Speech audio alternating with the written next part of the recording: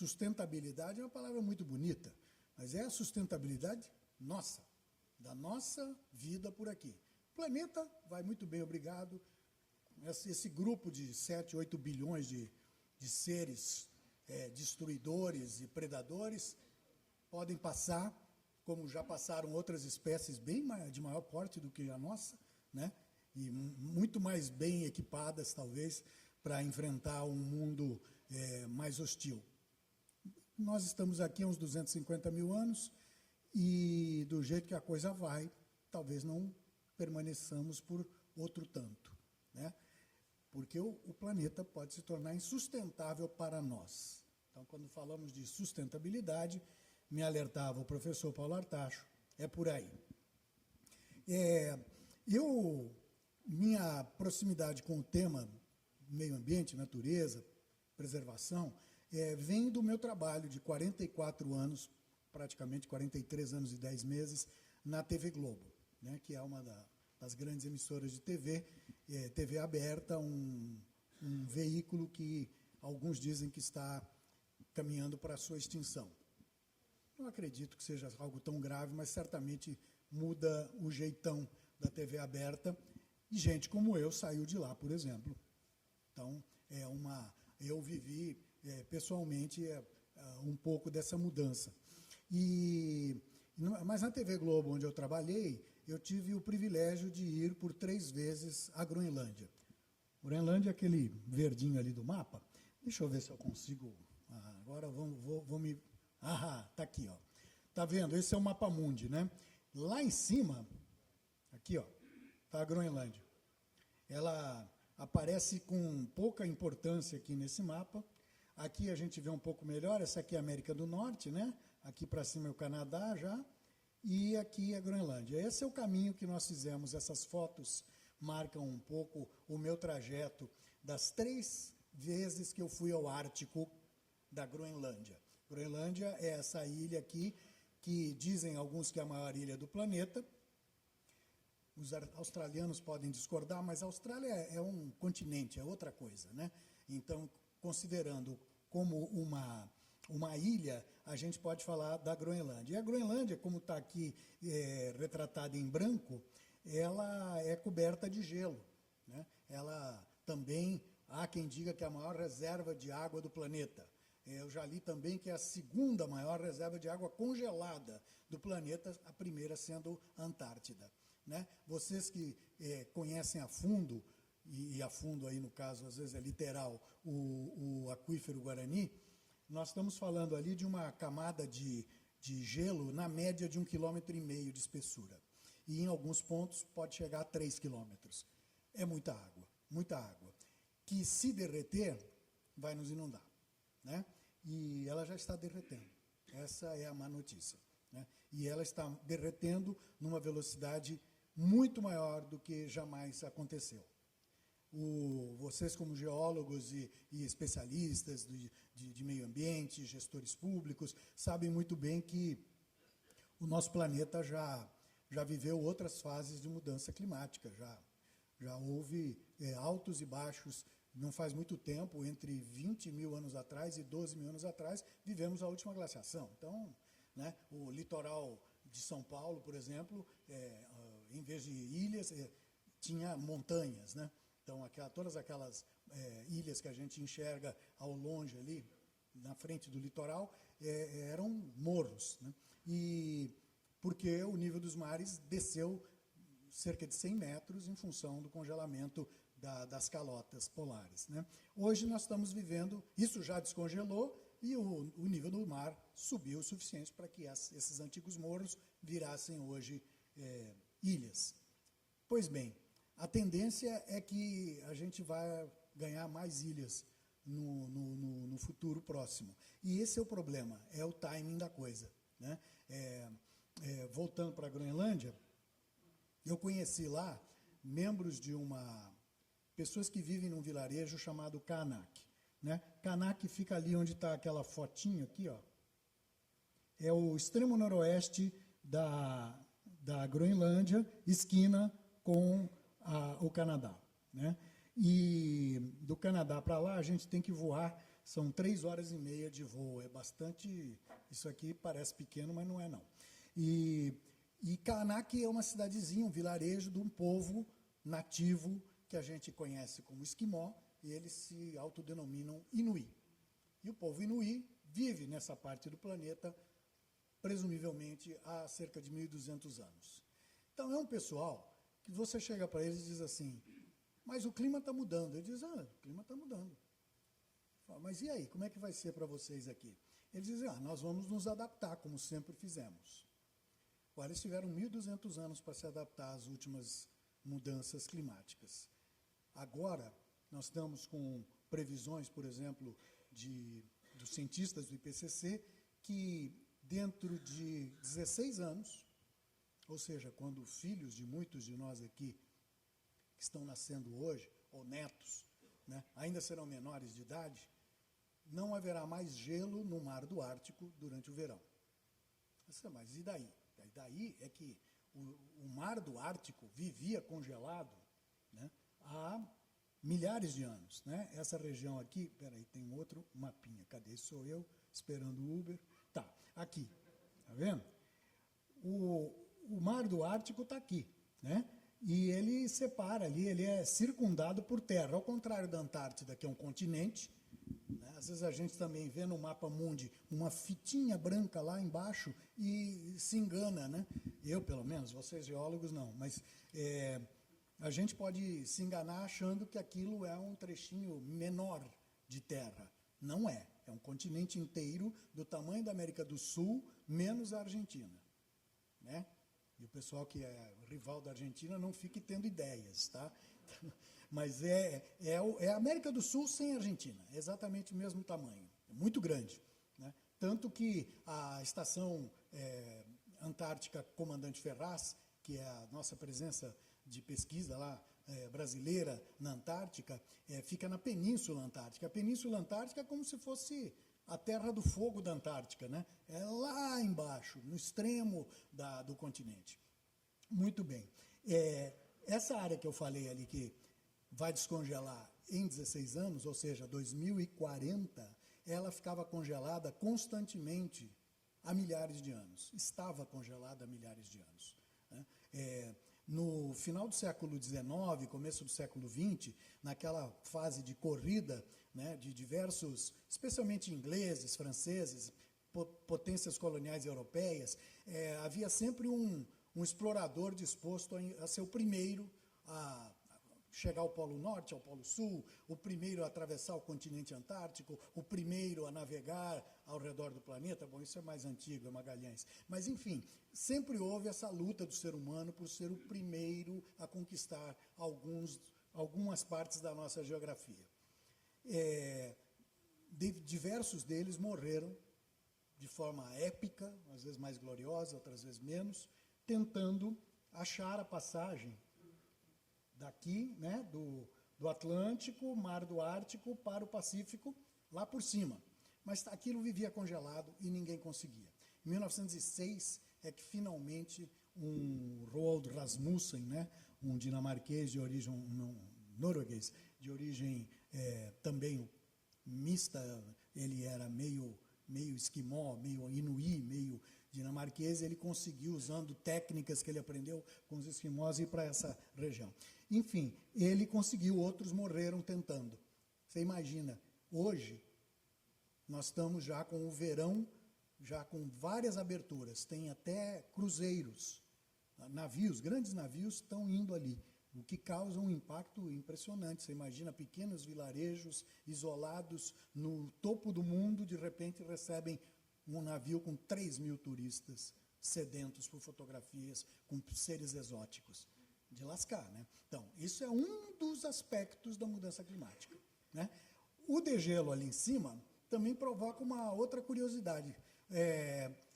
Tem pedaços do solo que estão congelados também há milênios e que ganham o nome de permafrost, né? Porque ficam congelados, inclusive, durante o inverno. Ficavam. Agora começa a haver derretimento. O que tem aprisionado ali? Bactérias, novas Covids, SARS-CoV, né, que é o nome do vírus. O que tem ali que a gente não sabe? E para né, que como ameaça à nossa saúde, que não temos anticorpos para isso. E gás metano, em quantidades gigantescas, porque aquilo tudo é matéria orgânica que está congelada. Isso descongela e começa a exalar o metano para a atmosfera, piorando o processo de aquecimento global, derretendo mais permafrost, mais mar, né? Quando o mar derrete ali, isso começa a ter impacto, porque é um mar inteiro que vai derreter num verão. Durante o inverno ele vai congelar de novo, mas durante o verão ele será água. E essa água vai circular mais pelo planeta, com alterações para a temperatura dos mares no Atlântico Sul, por exemplo. E a gente já sabe o que acontece quando esquenta ou esfria o Atlântico ou o Pacífico. A gente vive o que nós estamos vivendo, El Niño, Laninha, né? E os nossos irmãos gaúchos sofrem mais diretamente. Mas o pessoal do Centro-Oeste, do nosso celeiro, né? Aqui da região noroeste, nordeste de São Paulo, tudo isso vai esquentar. E teremos desafios para a agricultura, para a atividade econômica, né? Para a vida. A gente está aqui no ar-condicionado, até usando um casaquinho, mas lá fora está quente, né? E é pleno inverno. Pleno inverno, né? Por exemplo, se a gente pensar, existe um estudo que eu li recentemente de 3 economistas alemães, e eles preveem para daqui a 26 anos, não é mais 16, 2050. Em 2050, o planeta terá perdido, por causa da mudança climática global, 19% da sua renda média, da renda média, né? Eu estou traduzindo do inglês, então me desculpem. E esses 19% independem do que a gente fizer agora. Se a gente disser assim, caramba, o Ernesto me convenceu, precisamos mudar o nosso estilo de vida, precisamos tomar muito cuidado para diminuir ao máximo a nossa pegada de carbono no planeta. Agora virei um verde radical. Não vai adiantar nada para essa previsão, porque nós estamos hoje colhendo os resultados de poluições de 50, 60, 70, 100 anos atrás, né? Basta dizer que a Groenlândia, aquela superfície branquinha, né? Aqui ainda tem muita neve lá, gente, faz um frio miserável. Não vamos nos enganar, né? Deixa eu ver. Olha que lindo. Isso é uma criança da Groenlândia, né? E é para ela que... Aí, menos 18. Plena primavera. Certo? Está aqui, ó. O que um ser de Ribeirão Preto vai fazer nesse lugar? Né? Eu te pergunto. O que a gente não faz pela profissão, né? Mas isso, olha, na verdade, estou brincando, mas isso é um privilégio ter podido visitar esse lugar incrível. Fiz besteira, apertei o que não era para apertar. Pronto, ainda deu certo. Né? Um lugar impressionante, quer ver? Aqui, ó. Essa cidadezinha aqui, que fica à beira-mar, isso aqui é mar congelado, tá? Ali é um fiord, né? São esses costões aí, né? E aqui vivem 600 pessoas. Esses indígenas, eles formam ali a comunidade indígena mais ao norte do planeta. Se procurar gente morando, gente pesquisando, militares, tal, um pouquinho em latitudes mais altas, você encontra. Mas gente que decidiu morar e que mora, né, que há várias gerações, tal, é essa turma aí. E esse pessoal eu visitei 3 vezes, como eu estava contando, em 1995, em 2007, e eu fiquei lutando durante alguns anos para convencer a Globo a me mandar lá de volta, né? Ela primeiro me mandou embora, aí ficou mais barato e ela me mandou. Aí eu fui pelo Globoplay, né? Deu certo, não importa. Foi um privilégio de qualquer forma. Então você imagina voltar 3 vezes ao mesmo lugar, ao longo de um arco de tempo assim, de 30 anos, né? Eu venho para Ribeirão Preto, faz 40 que eu saí daqui, e me perco, porque eu não tenho ideia. Eu, sinceramente, me disseram que aqui é o finzinho da 9 de julho, eu acredito, mas eu só quero ver. Quero sair andando depois, se eu tiver tempo, para me convencer disso. eu entro pela cidade e não reconheço a cidade. E esse povo lá, se falar, em 30 anos, não mudou muita coisa. É gelo, né? E é muito gelo, não é pouco, não. Agora, eles continuam usando cães, isso aí é um dos costões ali, né? Eu estou no mar aqui e estou fotografando um costão. Aqui estamos acampados sobre mar congelado, certo? E esse povo vive lá numa rotina para eles, muito bem demarcada. Eles são sobreviventes do gelo, mas são, digamos, extremamente adaptados. Eles são os Yanomamis do gelo. Se soltarem a gente na Amazônia lá, nós vamos morrer de fome. Você solta um Yanomami, o Yanomami vai achar planta que ele pode comer, fruta, animal, água que ele podia beber antes que os garimpeiros estivessem contaminados com mercúrio, mas aí são outras questões. Mas como capacidade de adaptação, Yanomami, os caras são craques. Muito bem, essa turma é parecida. Eu tenho uma historinha, que não sei, é um pouco escatológica, mas durante o período da colonização britânica e inglesa ali naquela... Bom, britânica e inglesa é a mesma gente. Eu estou falando, o pessoal que entrou, os ingleses que foram para o Alasca, e não aqueles que foram para os Estados Unidos e tiveram outro tipo de relação com os indígenas, de maneira geral mataram os que eles puderam, né? Mas os ingleses tinham um outro approach, eles queriam usar aquela mão de obra escravizada para pesca, para trabalhos e tal, botavam as crianças em colégio interno, obrigavam a falar inglês e a se catequizar e tal, enfim. E lá, evidentemente, havia um ou outro que se revoltava, né? E tem a história de um cidadão mais idoso, provavelmente a minha idade, mas que ele não aceitava de jeito nenhum a escravidão, não aceitava a presença do colonizador, e ele resolveu contestar. Aí foi castigado, né? E depois de uns 2, 3 episódios, eles resolveram banir o cara. Amarraram, botaram no meio do gelo para ele morrer, né? Deixaram ele lá sem nada, sem nenhuma arma, desarmado, sem instrumento e tal, e ficou lá para congelar vivo, né? Só que o que esse cidadão fez? Logo que os algozes dele sumiram no horizonte, ele defecou, moldou com as fezes uma faca, uma lâmina. Vocês devem saber o quanto o gelo é afiado, né? Só botar a mão para tirar coisa no congelador, você corta a mão, se não se cuidar. E com aquilo ele cortou as amarras e se libertou. Largou os colonizadores falando sozinho. Então, vê o nível de adaptação desse povo ao gelo. E é o gelo que está mudando. Então, imagina o impacto disso na vida deles. Como é que isso está mudando?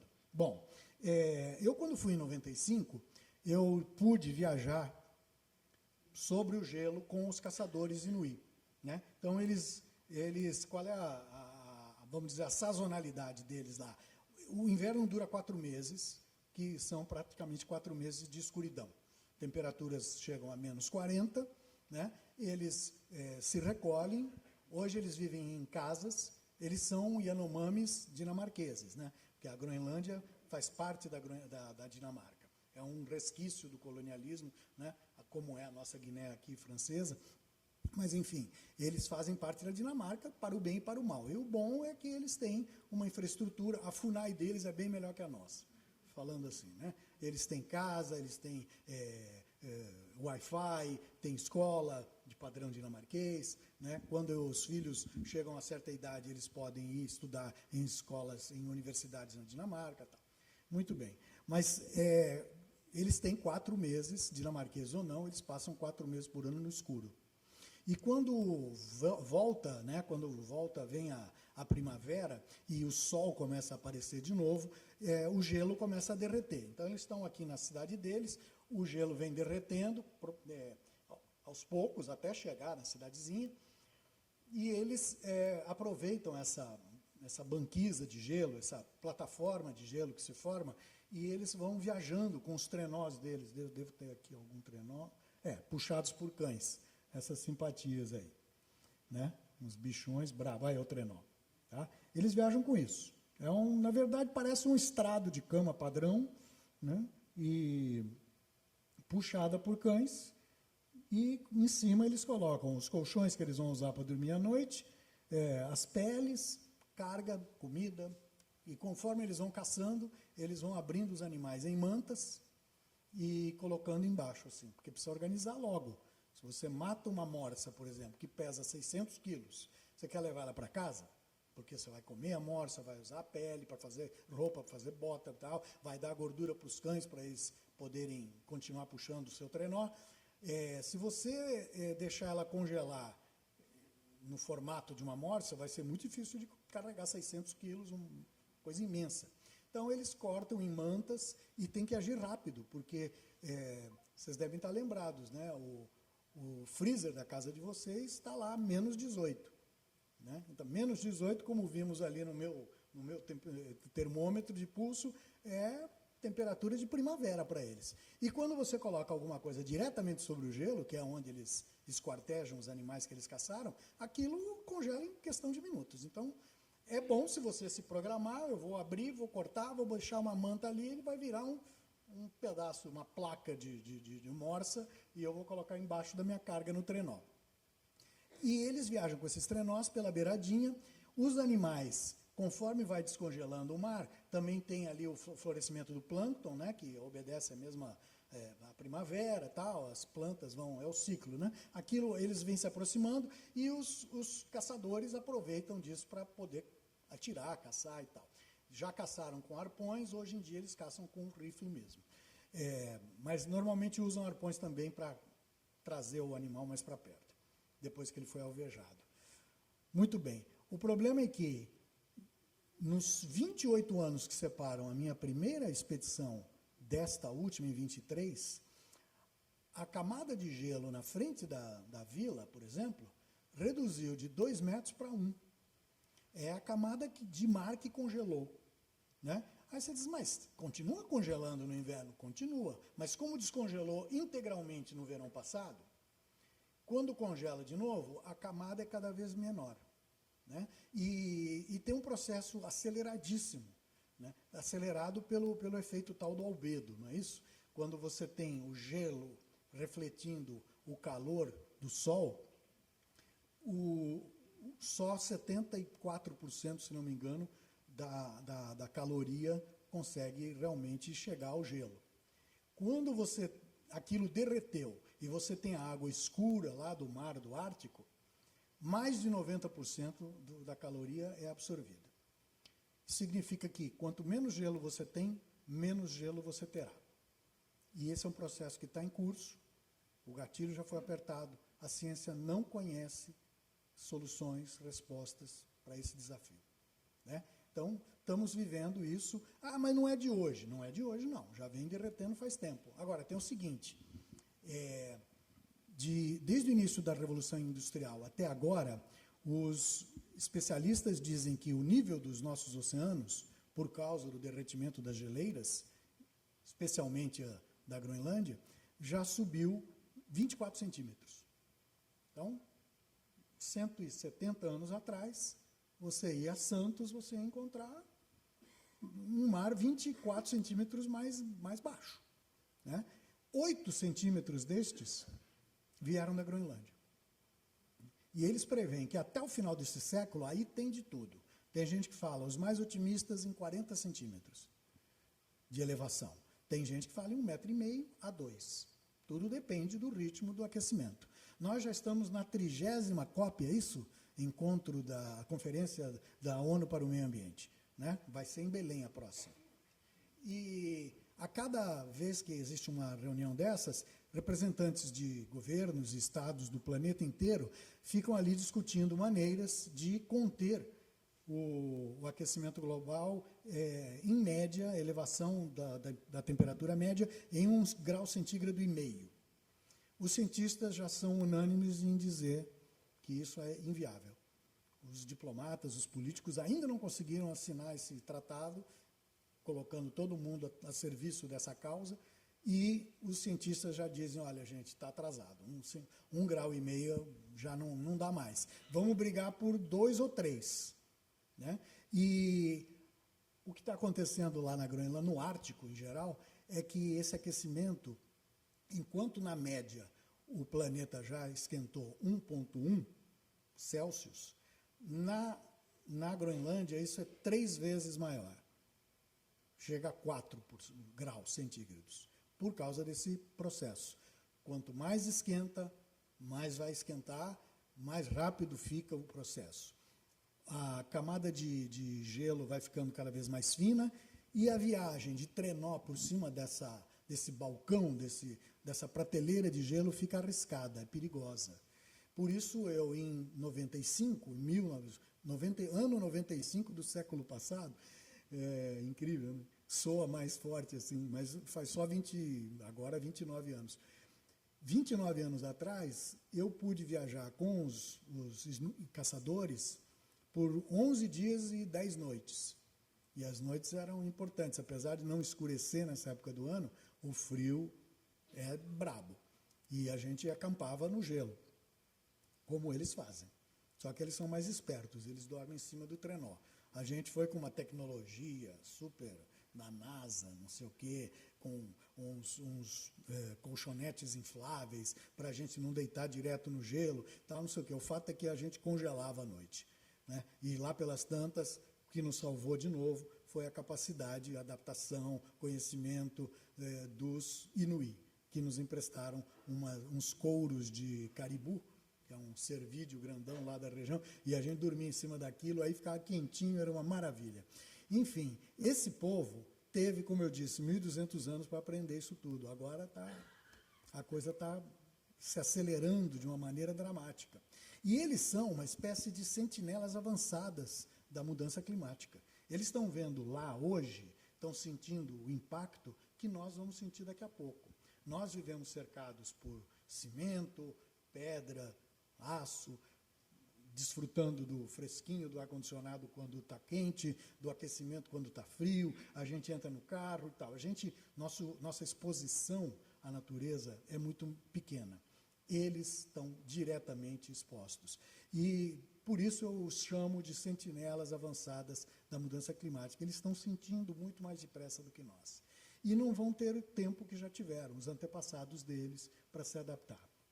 Né? Então, a minha preocupação hoje, eu não quero estourar meu tempo, né? Mas a minha preocupação hoje é levar essa mensagem de urgência, de emergência. Né? A gente fala muito em mudança climática global, o mais adequado, indicam os pesquisadores mais preocupados, é falar em emergência climática. Nós já estamos vivendo uma emergência. Né?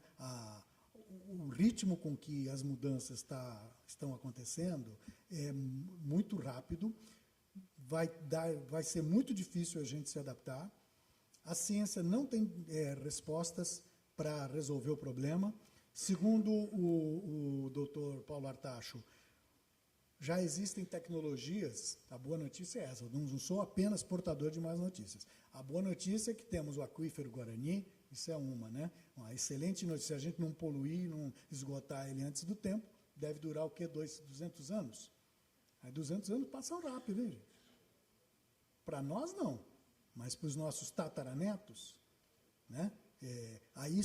Essa mudança toda nos apresenta a todo um vocabulário novo, que nós, jornalistas, estamos entrando em contato com ele. Emergência climática, uma ética intergeneracional. Eu tenho que me preocupar com o meu bisneto que nem nasceu. Né? Então, com o meu tataraneto. Que planeta eu estou deixando para essa gente? Né? Vai ter água por mais 200 anos. E depois disso?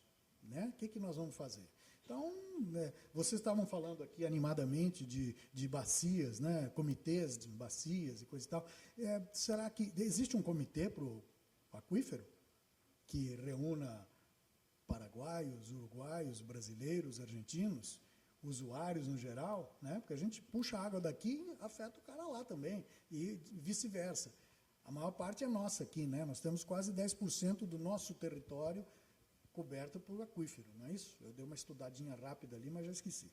Enfim, não dá para confiar só no aquífero. Então, nós vamos ter outra figura também, outro vocábulo que é novo, que é a figura do refugiado do clima. Né? Nós vimos 600 mil no Rio Grande do Sul anteontem. Né? Não, mas eles vão voltar para casa. Vão voltar, muitos vão voltar para casa. Outros vão ter que mudar a casa de lugar, porque o rio já mostrou que não é um lugar seguro. Como é que você faz para deslocar tanta gente de uma vez só? Cada centímetro que sobe o nível médio dos mares, né, nós temos uma entrada cada vez maior do mar, a erosão é pior. Hoje no Alasca já existem cidadezinhas, vilazinhas, que estão mudando de lugar porque estão perdendo 20 metros de terra, de terreno, para o mar por ano. Então, é rápido, né? Não precisa ir tão longe também, né? A gente tem aqui Olinda sendo comida pelo mar. Eu frequento uma praia aqui no sul da Bahia, também tem o mesmo problema. E onde você vai, temos 8.500 quilômetros de costa. O mar banha as principais capitais brasileiras. O mar banha as principais cidades do mundo. Se você pensar, 80% da população mundial vivem à beira-mar, né? São bilhões de pessoas que vão ser afetadas. E só aqui no Brasil, estima-se em 30 milhões de pessoas sofrerão o impacto direto dessa elevação do nível do mar. E está subindo e não tem resposta para isso. A ciência não sabe como recongelar geleira. Não tem, né? Eu visitei geleira na Islândia, na Groenlândia, no Chile, na Antártida, todas recuando dramaticamente.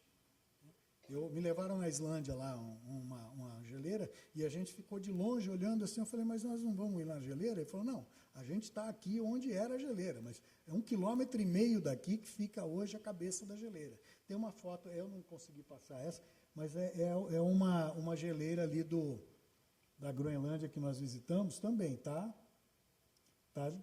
derretendo, né? O ritmo desse degelo aumenta a cada ano e a gente aqui às vezes, ignora isso e vive como se não houvesse amanhã, né? Continua consumindo os recursos do planeta como se eles fossem infinitos e, como eu costumo dizer, a gente vive como se não houvesse amanhã e, do jeito que a coisa vai, nós estamos realmente concretizando essa nossa profecia. É uma profecia autorrealizável. Não haverá amanhã, né? Agora, o bom disso tudo, a gente, no Brasil, tem muito recurso, a gente tem uma matriz energética muito interessante, a gente tem o combustíveis de fonte renovável funcionando, né? A gente tem um programa, um projeto, que nem é projeto mais, hoje é totalmente estabelecido, né? A gente tem a produção de álcool, essa região é riquíssima nisso, né? Que já é uma resposta, por exemplo, uma alternativa bastante interessante, estabelecida, não precisa provar mais nada, né? Veículos a álcool, veículos flex. Agora tem aí os carros elétricos, ainda paira uma interrogação, né? Porque são movidos a baterias que precisam ser recarregadas, mas aí o Brasil também entra com o hidrogênio verde, né? Que pode ser uma alternativa aos combustíveis fósseis que causam essa aceleração, né, do nível, do ritmo do problema do aquecimento global. Enfim, a origem, né, o tema original dessa palestra era eu convencer vocês de que é importante que a mídia esteja engajada nesse processo. Pois é, boa parte da mídia está. Eu consegui fazer isso tudo por conta desse engajamento. Agora, jornalista é um bicho apressado e frequentemente ignorante, como eu, sobre a maior parte dos assuntos. A gente estuda na faculdade, estão lá vamos dizer, um verniz, né? E aprende um pouco de técnica e sai para o mercado e Deus te ajude, né? E cada vez mais precisamos da ajuda, porque o mercado mesmo para o jornalismo está encolhendo e empobrecendo. O que só torna mais difícil convencer esse público a estudar e a se informar. Mas eu posso dizer para vocês, posso dar o meu testemunho. O jornalista que é exposto a esse tipo de realidade, né, não esquece e se torna mais um mensageiro dessa preocupação.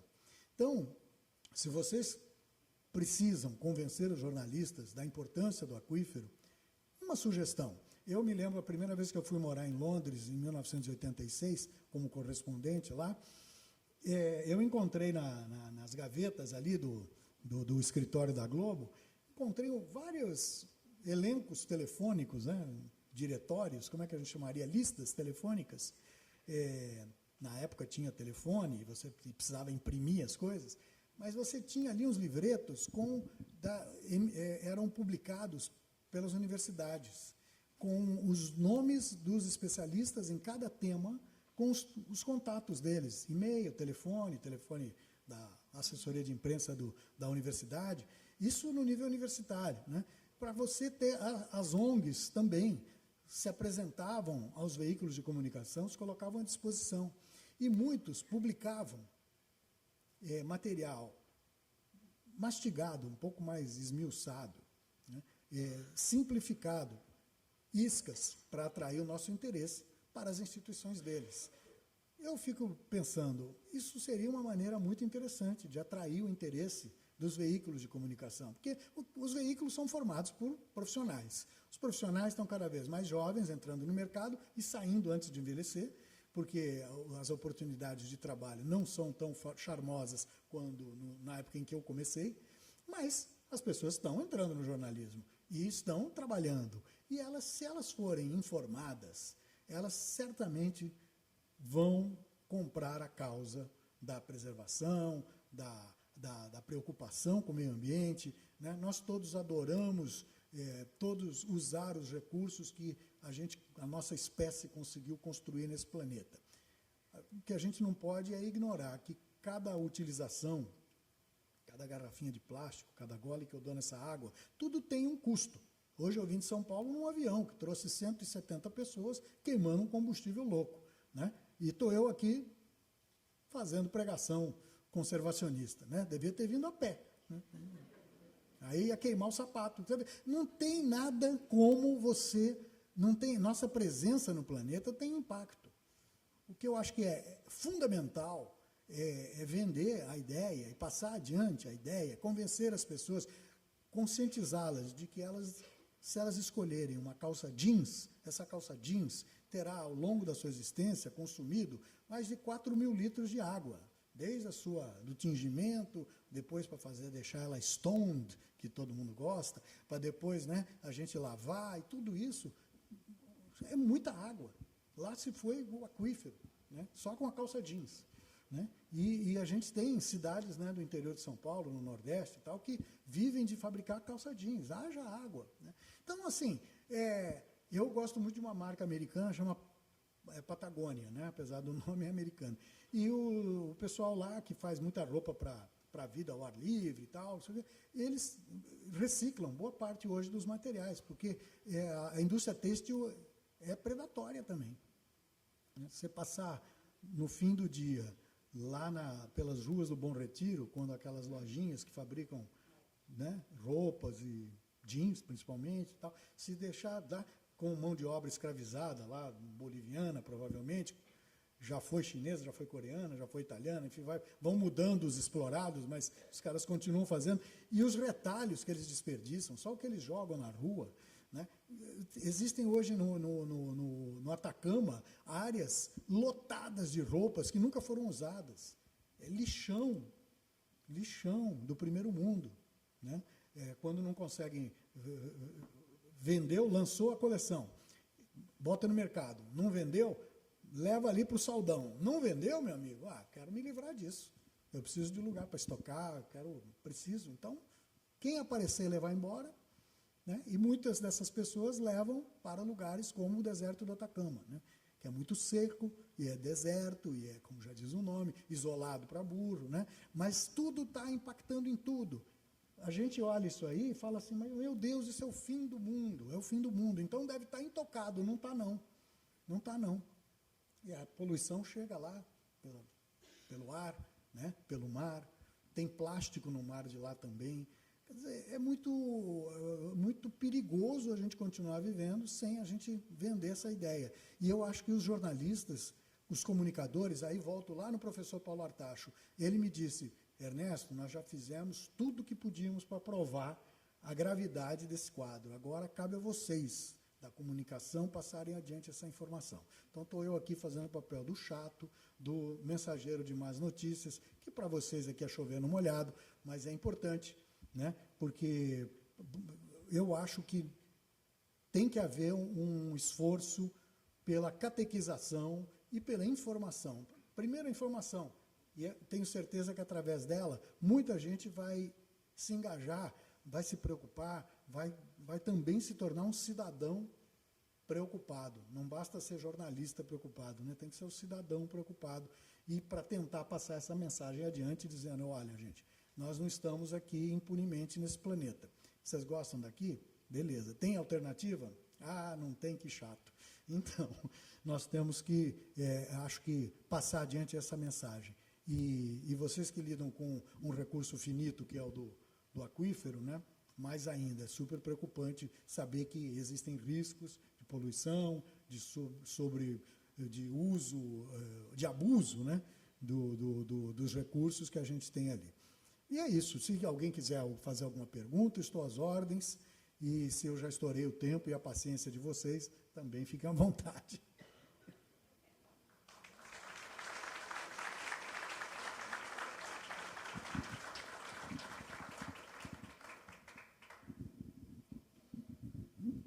Parabéns pela excelente explanação. E, como você disse, você veio fazer uma provocação para aquilo que a gente já vem discutindo, mas que, infelizmente, parece que a gente só discute e as ações ficam muito aquém do necessário. Bem, meu nome é Ângela Takayanagi, eu sou professora sênior da Escola de Enfermagem da USP de Ribeirão Preto, trabalho com o Paulo Artacho também nas questões ambientais, trabalho há mais de 4 décadas com saúde ambiental.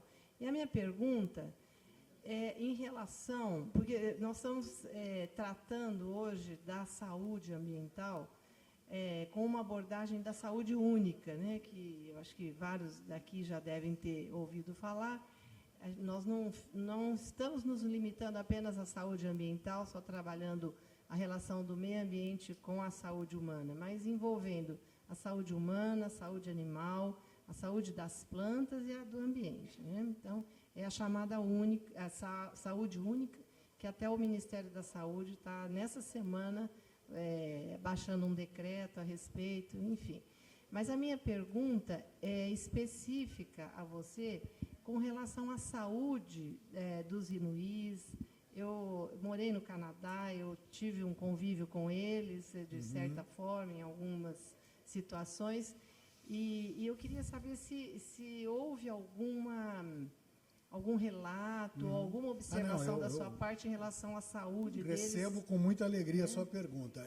Nós estávamos quase indo embora lá, tínhamos 9 dias, né? Essa última viagem, a gente pôde ficar 9 dias. É muito caro, é muito remoto, até para padrões groenlandeses. Groenlândia já é o fim do mundo. Aí você pega a cidade mais ao norte da Groenlândia e realmente você está apelando, né? Está abusando da agência de turismo. E nós chegamos lá via Canadá, não é à toa, porque se você for pela Dinamarca, que seria, vamos dizer, a capital, Copenhagen você vai para a capital da Groenlândia, que é Nuuk, e de lá você ainda tem 1.600 quilômetros para cima. E os voos são semanais. E o clima está instável. Isso é outra coisa. Onde quer que eu vá no planeta, né, e eu já viajei bastante, ainda continuo viajando, eu pergunto para as pessoas mais próximas à terra, à natureza, o pescador, o barqueiro, o caçador, o cara que é agricultor, e eu, né, aquela coisa, e aí, como é que está o tempo? Eu falo, não sei, está imprevisível. Isso é uma constante, né? Isso é um fenômeno que afeta demais os inuí, e não apenas. Vamos aqui só fazer uma rápida pesquisa. Quem aqui trabalha? Todo mundo, né? Muito bem. Dados da organização, eu não, mas vocês sim. Organização Internacional do Trabalho, OIT, de 2 meses atrás. Pelo menos 70% de todos os trabalhadores no planeta já têm a saúde afetada pelas mudanças climáticas. 70%. Né? A cada ano são reportadas 23 milhões de lesões corporais atribuídas diretamente ao calor excessivo, com quase 19 mil mortos. Eu estava ouvindo ontem a contagem de mortos no Hajj, né? Na Meca, a peregrinação anual, a Meca. É um povo, de maneira geral, bastante acostumado. Não é que eles saíram da Groenlândia e foram para a Meca. Eles, normalmente, é gente do norte da África, do sul da Europa, né? Gente de lugares quentes, né? E que está morrendo de calor, né? Então, a nossa saúde é diretamente afetada. E no caso dos amigos inuís, tem uma curiosidade. Eles têm um hospital.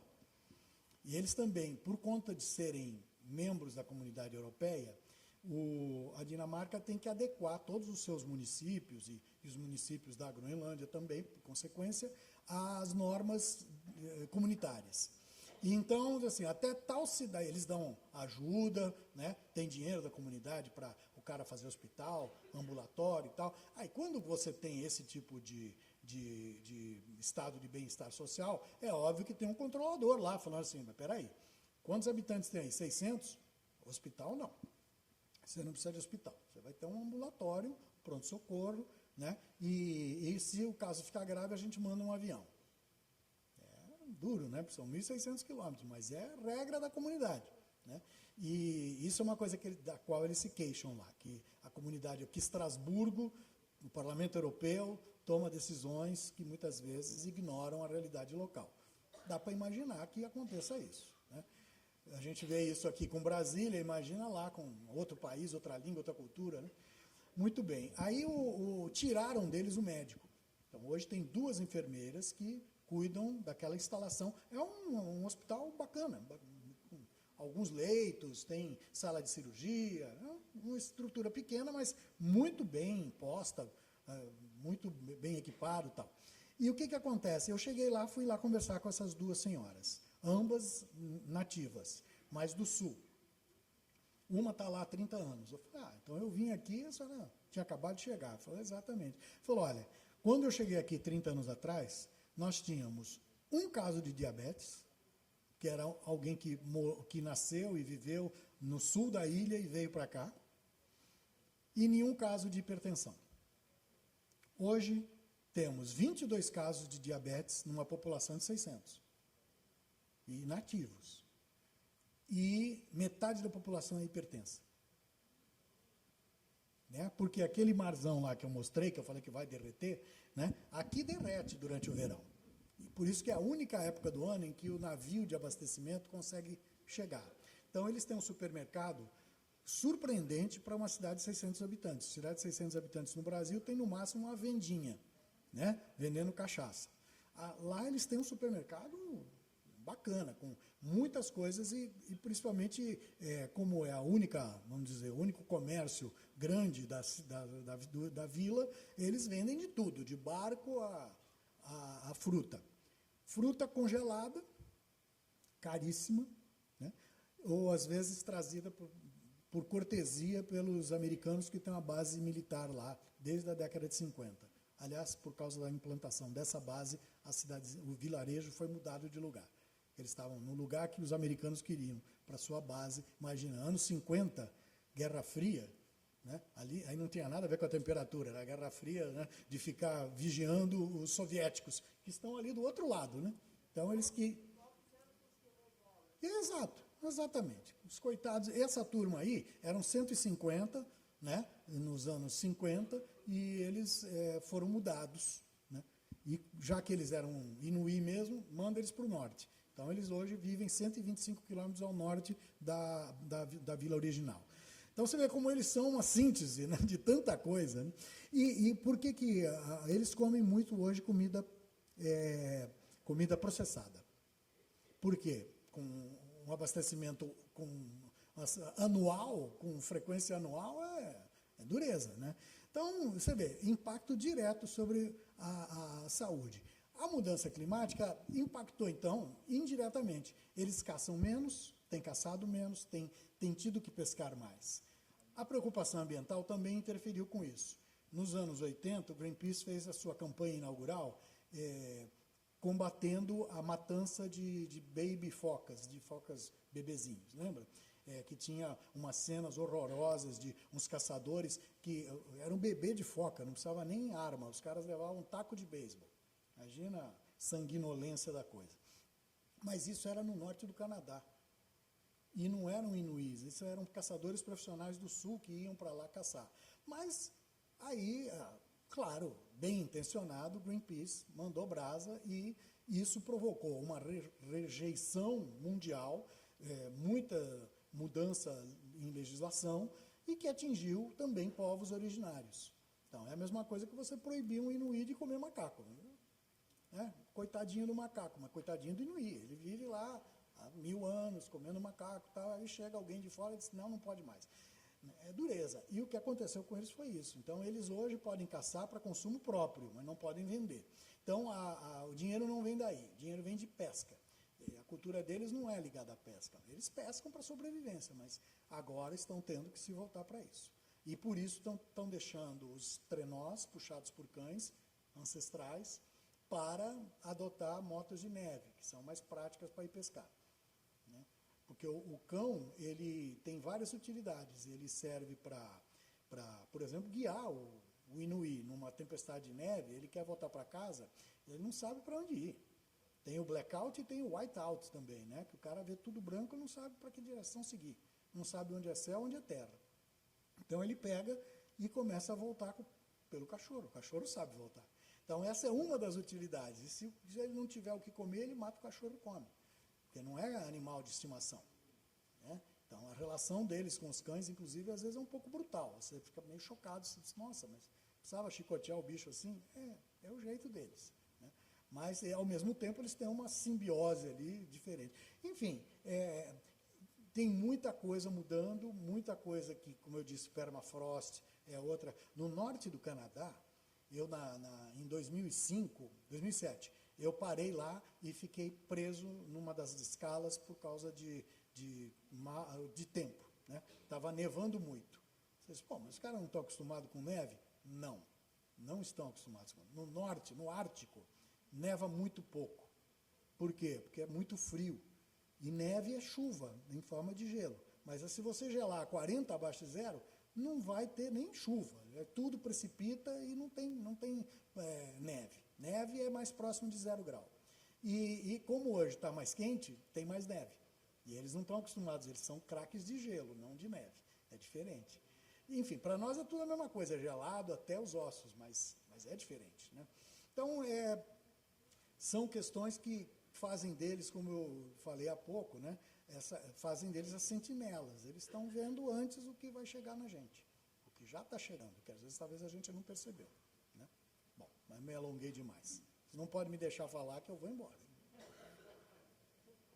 Ernesto Pária, parabéns pelas suas matérias, um excelente repórter, que eu conheci há uns 25 anos atrás no Stream Palace. Exatamente. Uma das primeiras matérias que eu vi sua. Bom, Ernesto, essas suas andanças, as suas palestras, as imagens, como você tem enfrentado os negacionistas que são transformadores de fake news para que ninguém acredite nas mudanças climáticas, no aquecimento global? Com espanto. Tem enfrentado com espanto. É inacreditável que haja esse tipo de negação totalmente ilógica, sem base, sem fundamento nenhum. Né? A ciência vive o método científico, a função, né? A base dele é justamente a crítica, né? A revisão pelos pares, um olhando para o outro para ver se está errado, está falando bobagem, né? Tal. Então, assim, essas pessoas ignoram tudo isso e, do nada, por ignorância ou por conveniência, às vezes interesses políticos inconfessáveis ou não, partem para esse tipo de postura. É difícil de entender, né? É muito difícil, mas o ser humano tem dessas. O ser humano tem, né? A gente, às vezes, pode discordar sobre algumas coisas, mas discordar sobre ciência, eles colocam como se fosse questão de opinião, né?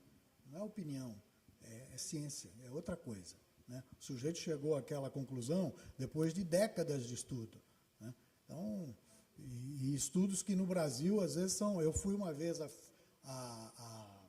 ao Federal do Rio de Janeiro, o UFRJ, no laboratório que isolou ali o primeiro, né, o mosquito transmissor da dengue, e os caras têm ali um material fantástico, tudo como é necessário em biomedicina, pesquisa. O cara tem que congelar as amostras. Né? Eu cheguei lá, tinha por causa da falta de segurança no campus, tinham roubado os fios do gerador. Então, e faltava luz com frequência no campus da UFRJ. Então, roubaram os fios e o gerador não entrou. Aí tinha lá um cara que tinha feito mestrado, ele estava com 2 anos e meio de trabalho ali que derreteu. Acabou. O trabalho dele, acadêmico, tinha literalmente derretido. Então, você vê, a ciência no Brasil enfrenta esse tipo de desafio. Estou pregando aqui para os convertidos, mas... mesmo assim, né, tem gente que questiona de um ponto de vista absolutamente, como eu disse, assustador, porque não tem base nenhuma e a pessoa não está afim de dialogar, ela está afim de criar caso, de impor uma visão, e aí fica muito difícil. Né?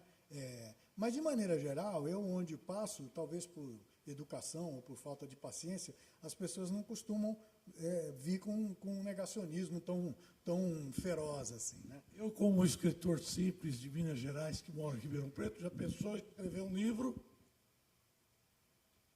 Eu escrevi obrigado. Olha, escrever livro é uma arte muito, muito complicada, muito complexa. E eu venho da televisão, né? Eu gosto, com frequência, tem as pessoas, meus colegas, generosamente dizem que eu tenho um bom texto.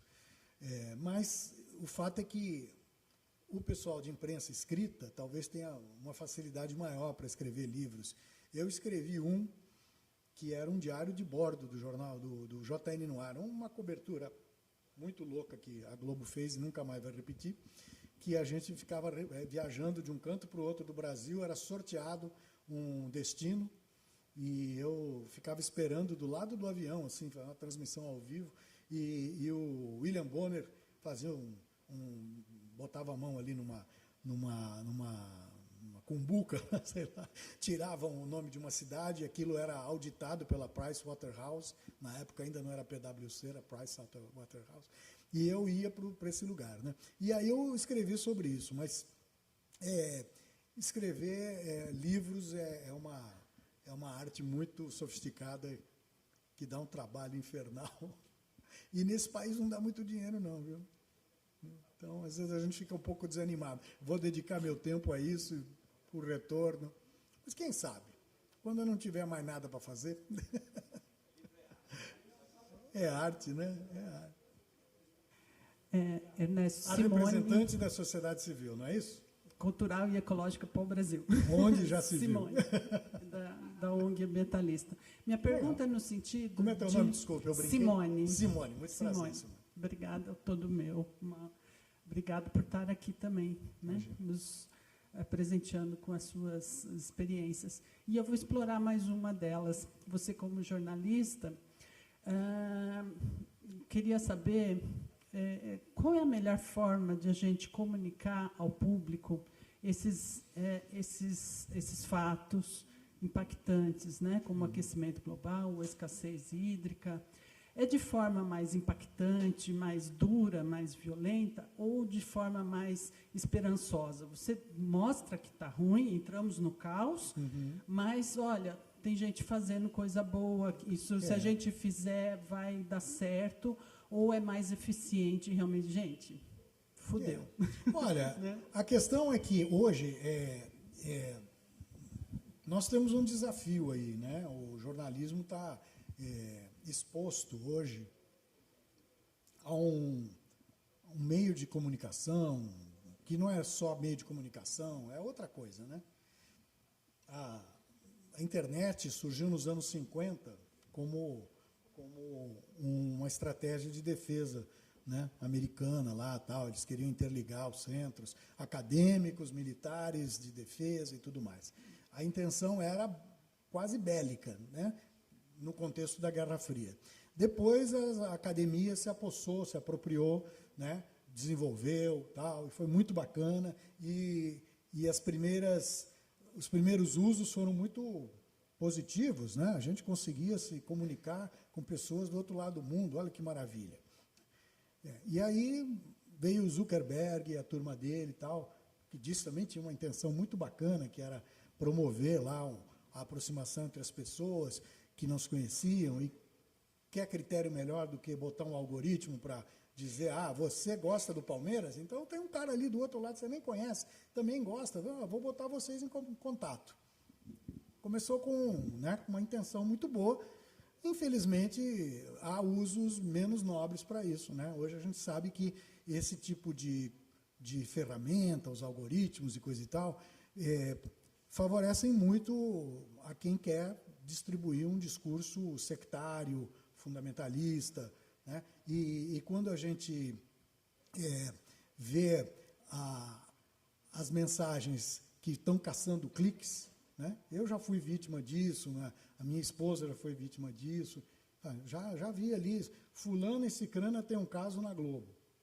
Aí você vai lá e clica, né? Fala, caramba, aquela famosa tem um caso na Globo, tal, não sei o quê. As duas têm um caso. O que é a matéria? Você vai ler, no texto, uma bobagem laudatória, assim, que fica falando, a Sandra é casada com um cara, tal, a outra é casada com outro. Cada uma tem um caso na Globo, tal. Mas você vê qual é a qualidade dessa comunicação. É de quinta, né? E você clica e depois fala, filha da mãe, me pegou, porque o que ele queria era isso, era o clique. É o tal do clickbait, né, dos gringos. Então, como é que a gente faz para brigar com isso? Eu diria que criando... Tem gente muito mais jovem e, portanto, mais qualificada do que eu para falar disso, porque eu acho que temos uma geração hoje que conseguiu se apropriar dessa linguagem, conseguiu comunicar muito bem através dela, né? E essas pessoas que hoje têm essa capacidade de comunicação, porque eu diria para você, olha, o que eu fui fazer lá? Eu fui filmar cachorrinho? Não. Eu fui lá 3 vezes com essa intenção. Na primeira, eu confesso, era viajar com os caçadores. Na segunda, eu já sabia que eu estava fazendo matéria de meio ambiente. E na terceira, então, nem falar, né? Nem pensar. Então, isso é caro, né? Mas é muito legal. Atrai interesse, tanto que hoje está no Globoplay. Se não atraísse interesse, o Globoplay não ia botar lá na sua lista de opções para as pessoas assistirem. Mas também eu acho que tem o influenciador, né? O influenciador que hoje rouba patrocínio dos grandes veículos, esse cara é muito importante, é um veículo importante. Está na hora, talvez, da gente pegar aquela cartilha e mandar para ele, falar, você já ouviu falar do aquífero Guarani? Você sabia que a cerveja famosa, o chopp de Ribeirão, não é mais feita em Ribeirão? Sabe por quê? Olha só, agora tem que contar a história de uma forma interessante. O cara pode dizer, aquífero, sei lá o que é isso, é um negócio do diabo, é de Deus ou é do diabo, né? Não, mas você falar para ele que a cerveja, o chopp de Ribeirão mudou por causa do aquífero, ou do abuso, né?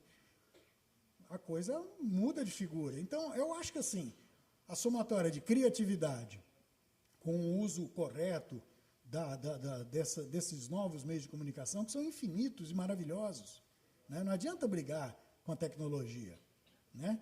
Isso é coisa ingênua. Vocês sabem a origem da palavra sabotador? Né? Muitos de vocês devem saber. Desculpe.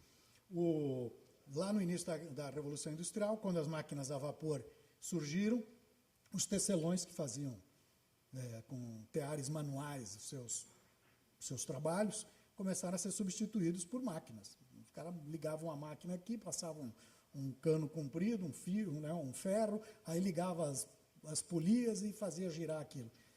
Aí os primeiros, aqueles antigos tecelões lá na Bélgica, na França, tal, usavam tamancos, que em francês se chama sabot.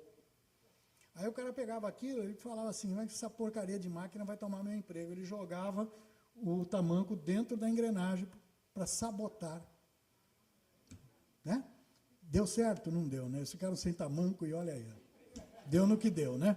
A mesma coisa, então não adianta a gente querer bancar o sabotador do século XXI, entendeu? A gente tem que se apropriar dessa tecnologia e usá-la para divulgar as causas importantes, com criatividade, com bom gosto. Não acho que fazer uma sinistrose, sabe? Eu tenho visto jovens que já viraram a esquina. Começaram com uma consciência ambiental, como todo jovem, né? Ferrenha e intolerante, e não pode e tal, você não pode usar essa roupa, não pode fumar, não pode comer, não pode, tem que escolher, não pode comer carne, porque isso, tá bom. Aí o próximo passo é, diante da iminência, da emergência ambiental, essas pessoas estão falando, então já que ferrou, dane-se, por que eu tenho que me corrigir, por que eu tenho que ficar me vigiando? Está tudo perdido mesmo? Então é perigoso. Isso e aí nós estamos jogando mais lenha na fogueira e perdendo uma geração que poderia ser e que será mais afetada do que a nossa, por exemplo, então, do que a minha, né? Então, eu acho que é muito importante modular essa informação, essa comunicação, de forma competente e sensível, porque senão a gente também espanta tanto que o cara fala, então não adianta mais. Né? E adianta, a gente tem que dar tempo à ciência para procurar mais, para desenvolver respostas. E a única chance que a gente tem é investir em ciência e torcer para que essa molecada se interesse pelo assunto e que as pessoas tomem mais cuidado com as pegadas que deixam nesse planeta para que a ciência tenha tempo de nos ajudar. Já houve um tempo, tem a caricatura, tinha aquele senhor que dizia que do jeito que o planeta estava crescendo, a população estava crescendo, íamos morrer de fome, não ia ter comida para todo mundo, certo? E ele foi desmentido pela história, porque as tecnologias melhoraram a quantidade, a qualidade dos alimentos e tudo mais. Agora, quando a gente prevê que... Houve uma época também que Londres, né, teve lá um cidadão que falou assim, na virada do século XIX para o século XX, Londres ficará impossível de se viver. Ela estará coberta de esterco dos animais, das carroças que passam por aqui e tal, não sei o quê. Aí ele falou, acabou, não vai ter mais Londres. Londres vai ser um monte de esterco, um campo de esterco. E aí inventaram o automóvel com motor a explosão. Então você vê que, né, às vezes a gente se apressa, mas esse caso aqui nosso é de sobrevivência. Então é bom a gente se apressar para dar tempo para que soluções venham nos desmentir. É isso, gente. Muito obrigado.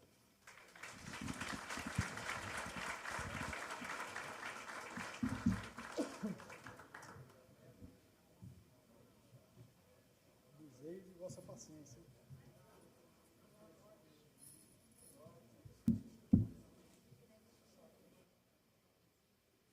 Muito obrigado, viu, Ernesto Paglia. Água de mococa. É do aquífero? Ah, é? De mococa? Se é engarrafada, ou ela é potável ou mineral. Ou é potável ou mineral. Tá. Mas aí pode ser o quê? De onde? Outro aquífero. Outro aquífero.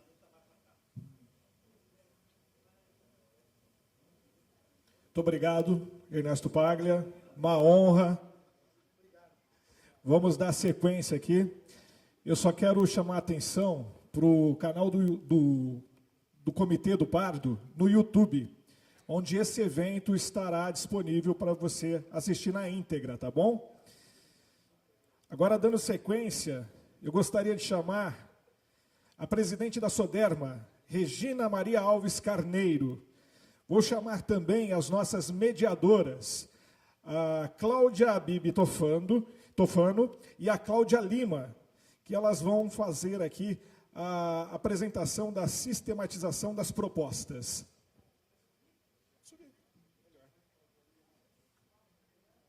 Doutora Cláudia.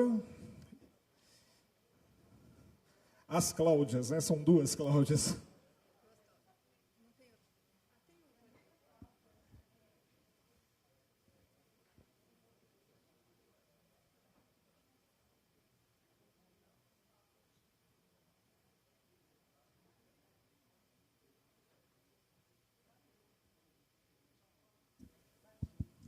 Vamos aqui para a leitura das nossas intenções, das nossas proposições. E eu queria me penitenciar e pedir desculpas ao capitão Rodrigo, companheiro, parceiro nosso de trabalho, que no início da Polícia Ambiental, que eu não vi, capitão, apesar da farda, me desculpe, mas não poderia deixar de citá-lo.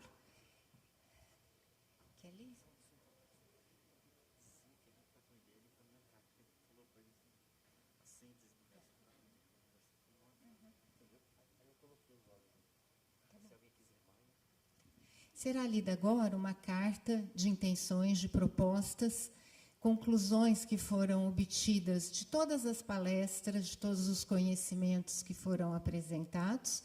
A doutora Cláudia fará a leitura delas, para aprovação de todos os senhores. Obrigada, Cláudia. Da liderança aqui do José Luiz, com a participação de um grupo, foi formatada uma carta, que eles chamaram aqui de Carta de Ribeirão Preto, com proposições a partir das palestras das propostas. Eu vou ler aqui e depois vai ser disponibilizada, não? Então, ótimo. Tá bom. E depois seria interessante se a gente pudesse depois disponibilizar na tela a carta. É bem que a leitura, às vezes, as pessoas não...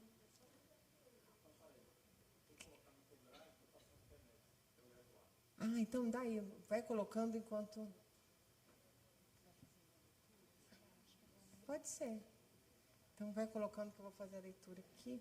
Os participantes do encontro Primeiros Ságuas, Seminário Aquífero Guarani e Rio Pardo, Demandas e Ações, com a presença institucional das entidades SODERMA, Associação de Defesa Regional de Meio Ambiente, o Comitê de Bacia Hidrográfica Pardo, o do IPT, Instituto de Pesquisas Tecnológicas,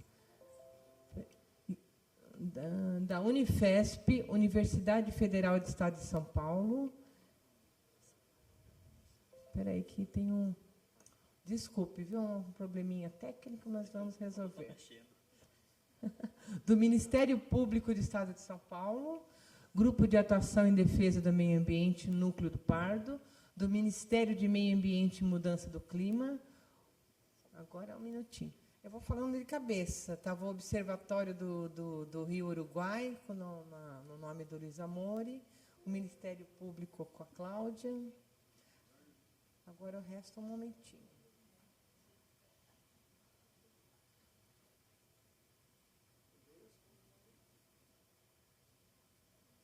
Unesco?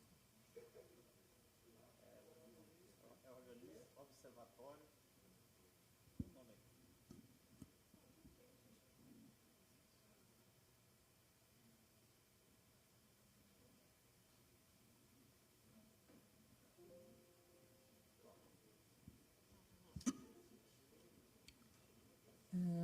Parei aqui no Ministério do Meio Ambiente e Mudança do Clima, Observatório do Rio Uruguai e Aquífero Guarani, o Instituto Paulista de Cidades Criativas e Identidades Culturais e a Agência Nacional de Águas e Saneamento Básico, a ANA.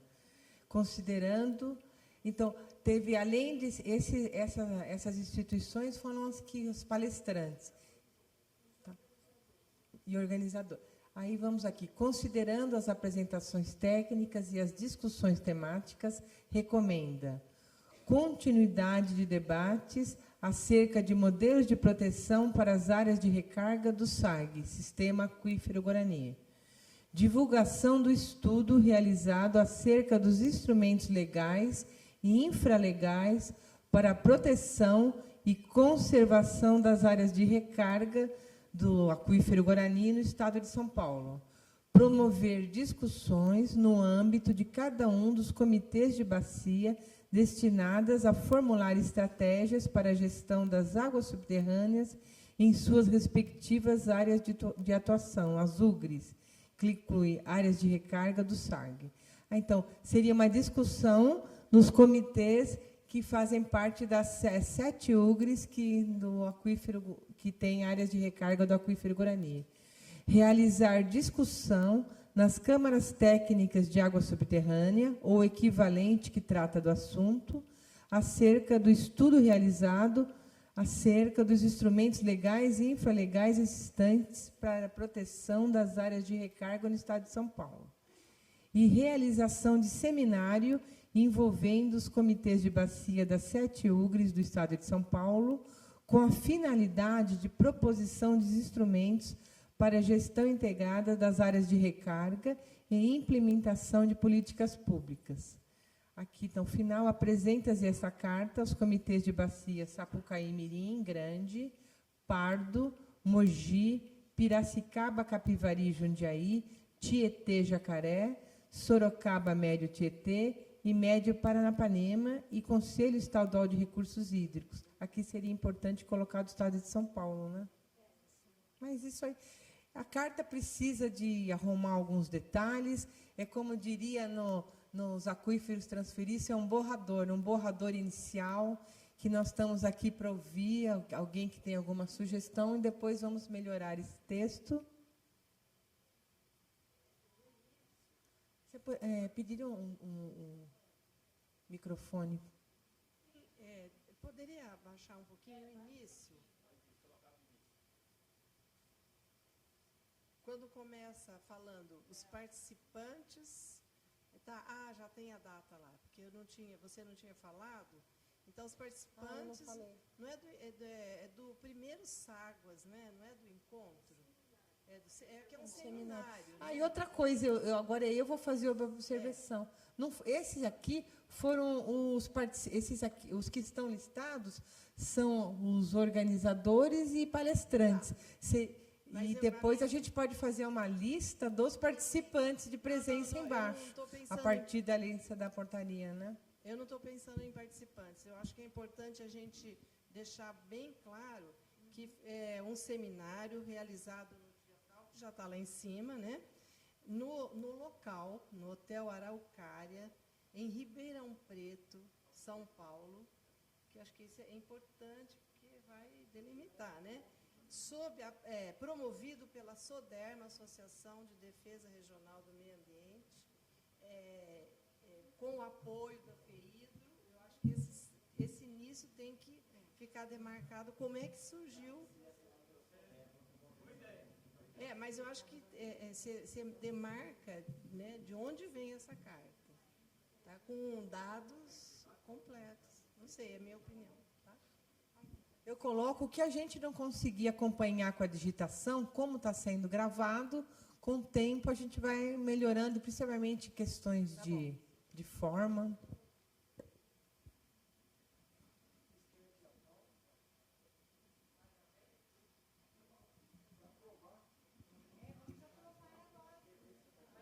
Tem mais alguma sugestão? Acho que a Simone pediu a palavra.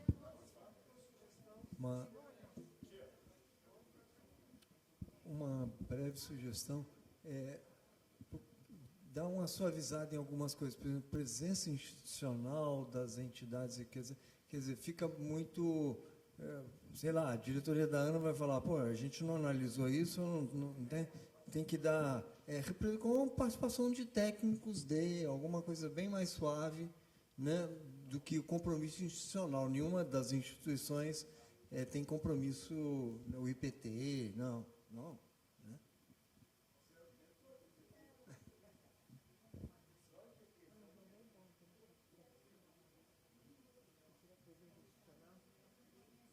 A gente consegue colocar ali nas propostas...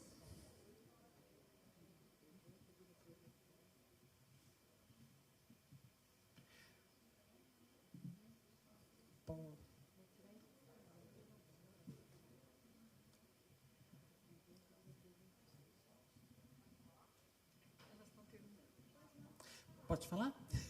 Não, então, minha sugestão, não sei se é possível, colocar ali nas propostas as responsabilidades, porque senão fica vago quem vai colocar isso em prática, né? Continuidade de debates acerca de modelos de proteção para as áreas de recarga do Aquífero Guarani, sob coordenação, sei lá, do IPT, sei lá, né? Sabe? determinar algumas responsabilidades, porque quem que vai implementar isso, quem que vai encaminhar isso, vai ficar só a cargo da SODERM, do comitê? É isso? Que a gente que vai ter que fazer isso? Ou a gente vai ter algumas dessas propostas, alguns responsáveis por fazer acontecer? Né? Isso aí a gente vai recomendar para as vários comitês das suas câmaras técnicas, discutir o documento, tudo. Quer dizer, eles podem não fazer. Secretaria é uma recomendação nossa, né? A gente não pode ser muito determinista em algumas coisas, né? Essas são sugestões.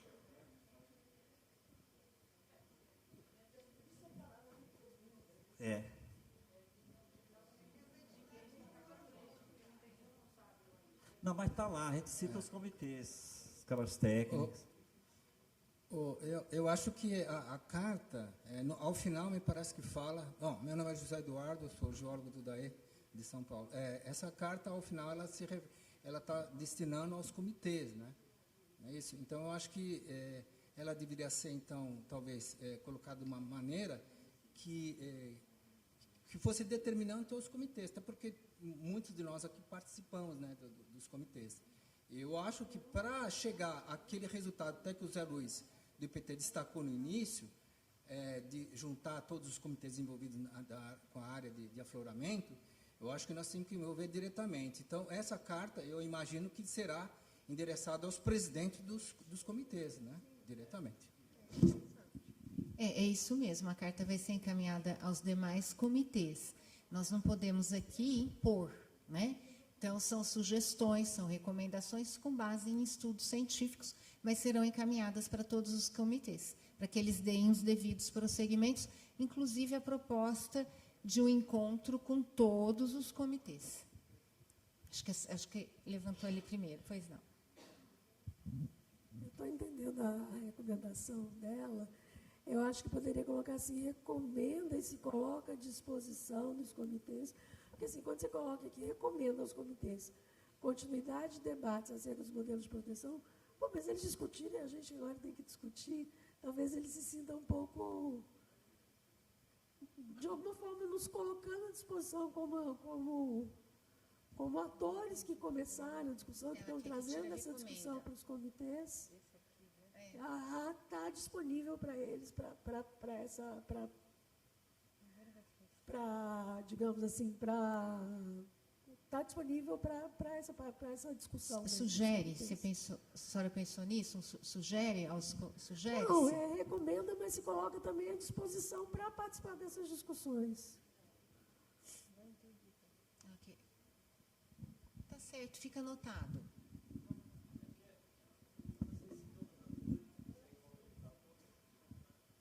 Eu não sei quem está primeiro, se é o senhor ou lá. É lá? Então, pois não. Pois não, é. Tá, não, imagina. Eu sou representante da OAB de Brodowski, sou presidente, e assim, a gente está acostumado a fazer carta de intenções quando faz a Conferência Nacional e a Conferência Estadual. Então, eu sugiro que seja uma carta de intenções, já que vai ser recomendado, mudar a titularidade, se for possível. Não sei se seria o caso, já que vai fazer essa recomendação e discussão. Seria a mudança na titularidade. Eu acho que já faria um pouquinho de diferença. Tá certo, perfeito. Então, boa tarde a todos. Meu nome é Lucas Gabriel Pereira, sou advogado e presidente do COMPAC de Ribeirão, Conselho de Preservação do nosso Patrimônio Cultural. Eu gostaria aqui de sugerir que a carta fosse enviada aos conselhos de Ribeirão Preto. Nós, pelo COMPAC, temos tentado empreender todos os nossos esforços necessários para auxiliar o pessoal do CONDEMA na proteção do meio ambiente de Ribeirão Preto. E também temos atuado na preservação do meio ambiente, fizemos alguns tombamentos de algumas árvores, algumas áreas em Ribeirão Preto. Ontem, por exemplo, nós estávamos analisando o pedido de tombamento da Furaçã Educandário, que são mais de 10 mil metros quadrados. Então, para que nós possamos aprofundar esse diálogo a respeito da imprescindibilidade da educação ambiental, cultural, nós pudéssemos enviar aos conselhos para que eles possam tomar consciência dos debates que estão ocorrendo na sociedade e, na medida do possível, eles possam ofertar às vossas, cada um, a seu modo e a seu tempo, as contribuições necessárias. Então, fica aqui o meu registro. Muito obrigado. Está anotado, a gente que agradece. Eu só queria acrescentar lá no título, estender para o estado de São Paulo, né? Que é a área de recarga do sistema aquífero Guarani no estado de São Paulo, já que inclui outros comitês, 7 ou 8, não sei. Então, completar ali só. Tá. Como é o nome do colega? Lucas Gabriel Pereira. É o seguinte, realmente, se a gente pudesse elencar todas as entidades do segmento Estado, sociedade civil e município, seria bom. Mas a gente imagina, quando a gente endereça para os comitês de bacia, e mais, as câmaras técnicas, porque o assunto é Guarani, certo? É claro que ele tem toda uma atuação. O problema é que a gente não ia esgotar a lista. Se a gente começar a listar, com todo respeito às entidades, o comitê de bacia, discutir, ele já vai envolver, normalmente ele já convoca os 3 segmentos para discussão. E a gente cita também suas câmaras técnicas de água subterrânea e equivalentes.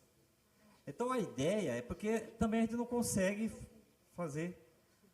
citar todo mundo, entendeu? É essa a ideia. Mas você está incluído, sinta-se incluído, porque você participa do comitê, né? De alguma forma, ou uma reunião, ou numa câmara técnica, entendeu? Posso fazer uma parte? Pode. Eu não estou nem pedindo para poder constar ali os conselhos. Só precisa de enviar. Tá bom.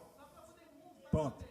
Há 7 anos, mais ou menos, 5 a 7 anos, lá no CONPAC, não era meu tempo, nós estávamos debatendo o tombamento do aquífero subterrâneo. Tá. Na Zona Leste de Ribeirão Preto. Não chegou a bom termo, porque não conseguimos elencar a forma como iria ocorrer essa proteção. Tá bom. Agora eu entendi. Na hora que a gente for encaminhar a carta para cada um dos comitês, a gente pede para divulgar, que tem um mailing list imenso no comitê, eles divulgam no comitê. E até colocar no site. Entendeu? Legal. Valeu. Agora eu entendi. Muito obrigado. Já pode encerrar, né?